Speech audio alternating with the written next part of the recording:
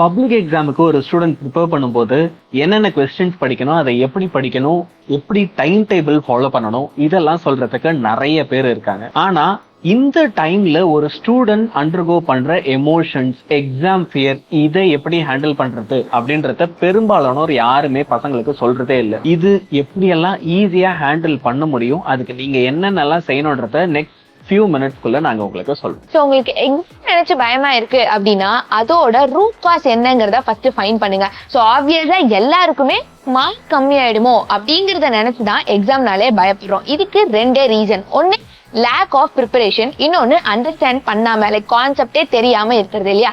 So lack of preparation lack ஆகுது அப்படின்னா நம்ம என்ன பண்ணணும், ஒரு ஸ்கெடியூல் போட்டு படிக்கணும், தென் கண்டிப்பா ரிவிஷனும் பண்ணணும். அண்ட் கான்செப்டே புரியாத ப்ராப்ளம் எப்படி சரி பண்றது, ஆன்லைன் லெக்சர்ஸ் பார்த்து படிக்க ஸ்டார்ட் பண்ணுங்க அண்ட் ஷார்ட் நோட்ஸ் எடுத்து படிக்க பழகுங்க. இன்னும் ஒரு வாரம் இருக்க பார்த்து 360 பக்கம் இருக்கிற ஒரு புக்கை எடுத்து வச்சு பாத்தீங்கன்னா கண்டிப்பா பயம் வரதா செய்யும். ஸோ ஹோல் புக்கையும் ரீட் பண்ணாதீங்க.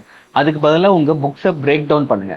For example important questions, problem paste questions, 1 மார்க்ஸ்னு தனித்தனியா படிங்க.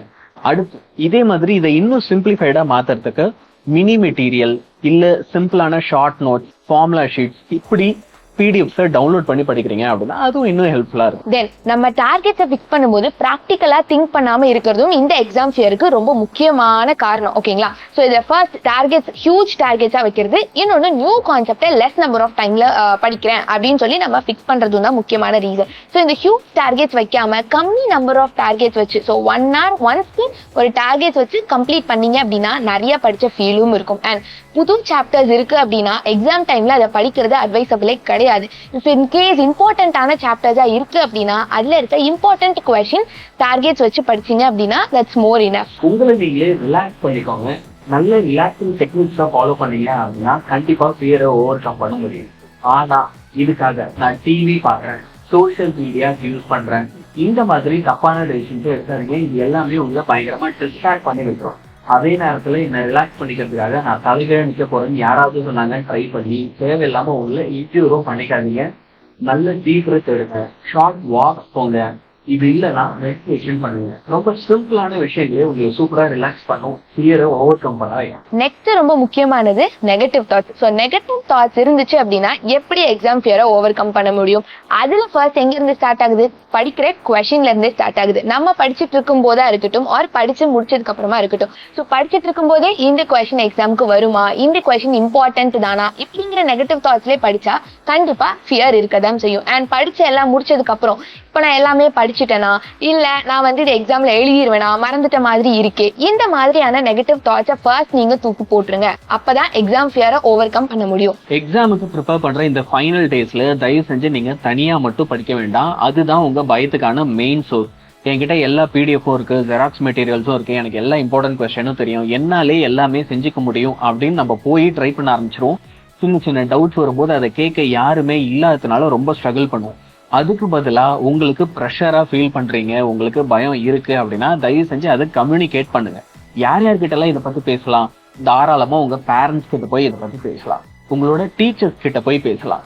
இவங்க கிட்ட இருந்தெல்லாம் ஹெல்ப் கேளுங்க. நீங்க டியூஷன் டீச்சர்ஸ் கிட்ட போய் எனக்கு இந்த மாதிரி பயம் இருக்கு அப்படின்னு சொல்லி எனக்கு இந்த ஹெல்ப் பண்ணீங்கன்னா I can over come it அப்படின்றத தாராளமா கம்யூனிகேட் பண்ணி ஹெல்ப் கேளுங்க. இந்த சின்ன விஷயம் நம்ம கூச்சப்படுறதுனால லைஃப்ல பெருசா லூஸ் பண்ணும்.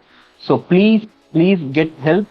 இந்த ஹெல்ப்பை நீங்க லைவ் செஷன்ஸ் மூலயமா, சப்போஸ் உங்களுக்கு டியூஷன் டீச்சர்ஸ் அவைலபிலிட்டி இல்ல பேரண்ட்ஸ் கிட்ட சொன்னா இதை புரிஞ்சுக்க மாட்டாங்க அப்படின்னு ஃபீல் பண்றீங்கன்னா லைவ் கிளாஸஸ்லயும் கம்யூனிகேட் பண்ணி எங்க கூட சேர்ந்துமே நீங்க எதை படிக்கலாம், எங்க கூட சேர்ந்து இந்த ஃபியரை ஓவர் கம் பண்ணுங்க. ஸோ இதெல்லாம் ஃபாலோ பண்ண ரெடி, ஆனால் நான் லாஸ்ட் மினிட்ல தான் பண்ணுவேன் அப்படிங்கிற தாட்டையும் ஃபர்ஸ்ட் நீங்கள் தூக்கி போட்டுடணும். ஸோ இப்போ ஹாலிடேஸ், உங்களுக்கு எக்ஸாம் ஹாலிடேஸ் 5 days இருக்கு அப்படின்னா இதில் ஃபர்ஸ்ட் 3 days நான் என்ஜாய் பண்ணிக்கிறேன், அப்புறம் ஒரு நாள் நான் ப்ரிப்பேர் பண்ணிட்டு லாஸ்ட் மினிட்ல நான் படிச்சுக்கிறேன் அப்படிங்கிறத முதல்ல நீங்கள் ஸ்டாப் பண்ணணும். ஸோ என்ன பண்ணணும், ஃபர்ஸ்ட் இனிஷியலாகவே ப்ரிப்பேர் பண்ண ஸ்டார்ட் பண்ணிட்டு என்னன்னைக்கு என்ன படிக்கணும் அப்படிங்கிறது ஸ்பிளிட் பண்ணி வச்சுட்டு லாஸ்ட் கம்ப்ளீட்டா ரிவிஷனுக்கு மட்டும் வச்சிங்க அப்படின்னா உங்களுக்கு எக்ஸாம் ஃபியர் இருக்கவே இருக்காது. இது எல்லாமே கண்டிப்பா ட்ரை பண்ணி பாருங்க. ஆனா இதெல்லாம் ட்ரை பண்ணியும் இன்னமும் உங்க எக்ஸாம் ஃபியர் ஓவர் கம் ஆகல அப்படின்னு நினைச்சீங்கன்னா வர February 15 இருந்து கண்டிப்பா உங்களால அதை ஓவர் கம் பண்ண முடியும்.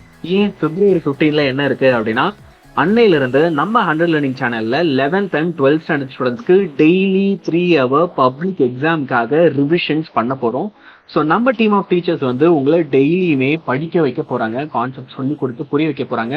நம்ம ஒரு மினி மெட்டீரியலை உங்களுக்கு நடத்த போறோம். இந்த மினி மெட்டீரியல் நீங்க எங்க கூட சேர்ந்து படிக்கிறதால மட்டுமே கேரண்டீடா 75% ஆஃப் மார்க்ஸை ஸ்கோர் பண்ண முடியும். இதுக்கு மேல எடுக்க வேண்டிய மார்க்குக்கு நீங்க இந்த 3 ஹவர்ஸ் தவிர ஒரு நாள்ல இருக்க மீதி 21 ஹவர்ஸ் எல்லாத்தையும் பயன்படுத்தி ஹார்ட் ஒர்க் பண்ணி படிங்க. தட்டி தூள் கிளப்பிடலாம்.